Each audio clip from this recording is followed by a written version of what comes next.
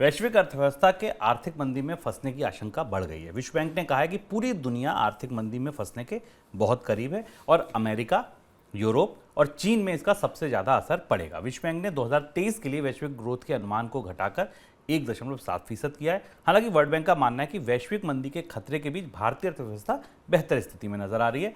विश्व बैंक ने हाल में ही 2022-23 के लिए भारत की जीडीपी के ग्रोथ के अनुमान को 6.9% कर दिया था बढ़ाकर। सर, पहला सवाल ग्लोबल अर्थव्यवस्था पर। ग्लोबल अर्थव्यवस्था पर विश्व बैंक का अनुमान क्या बता रहा है? विश्व बैंक ने लगभग ये कह दिया है कि मंदी आ चुकी है या मंदी इसी साल आ जाएगी। तो अगर आपके दिमाग में कोई भी कंफ्यूजन या भ्रम है दुनिया की अर्थव्यवस्थाओं को लेकर, तो विश्व बैंक और इसके पहले आईएमएफ की संभावनाओं के आधार पर स्पष्ट हो जाता है। आईएमएफ ने जो एडवांस इकोनॉमीज हैं यानी विकसित अर्थव्यवस्थाएं, उनके लिए ग्रोथ के अनुमान में 2023 में करीब 95% की कमी की है, और जो इमर्जिंग इकोनॉमीज हैं और डेवलपिंग इकोनॉमीज हैं उनके लिए अपने अनुमान में 70% की कटौती की। तो पूरी अर्थव्यवस्था चूंकि ग्लोबलाइज्ड है, तो पूरी अर्थव्यवस्था की आर्थिक विकास दर 2023 में 1.7% रहेगी, यानी 2% से नीचे रहेगी। यह लगभग मंदी जैसी स्थिति है। अलग अलग अर्थव्यवस्थाओं में इसके अलग अलग असर दिखाई देंगे। 2024 के लिए विश्व बैंक ने 2.7% की आर्थिक विकास दर की भविष्यवाणी की है। इनमें यूरोपीय जोन में मंदी लगभग आ चुकी है। अमेरिका मंदी के पास पहुंच जाएगा, अमेरिका मंदी के भीतर पहुंचेगा। चीन की अर्थव्यवस्था पर गहरा दबाव है। भारतीय अर्थव्यवस्था की आर्थिक विकास दर 6% से ऊपर 6.6% के आसपास रहने की संभावना है।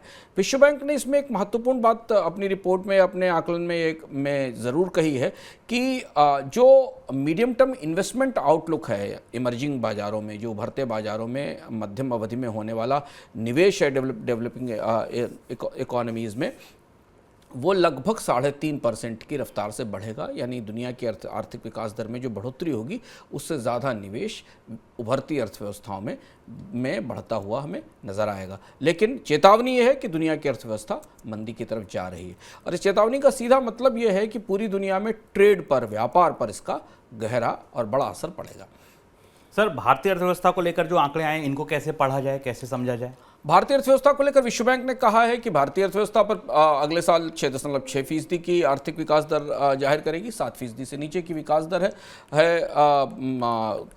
आईएमएफ ने भी भारत की आर्थिक विकास दर को 2024 के लिए 7% से नीचे कर दिया था। इस साल विश्व बैंक ने थोड़ी बढ़ोतरी की है। पिछले एक साल में विश्व बैंक ने भारत की आर्थिक विकास दर को लेकर अपने अनुमानों में काफ़ी फेरबदल किया है।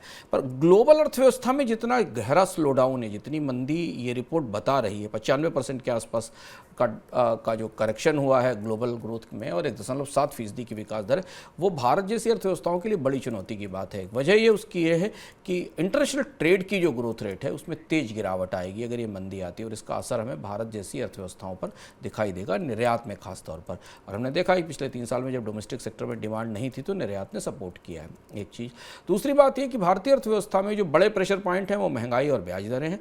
महंगाई को लेकर विश्व बैंक का मानना है कि उसका दबाव अभी बना रहेगा। कुल अगर आप पूरी तस्वीर बजट से पहले देखें तो भारतीय अर्थव्यवस्था अगले साल 6.5% से के आसपास की आर्थिक विकास दर लेकर 2024 में बढ़ेगी। और ये बजट के लिए अपने आप में एक बड़ी चुनौती है कि अगले साल वो अर्थव्यवस्था में इन अनुमानों को और बेहतर कैसे कर सकता है और इसके लिए बजट में कितना निवेश किया जा सकता है इकोनॉमी की ग्रोथ बढ़ाने के लिए।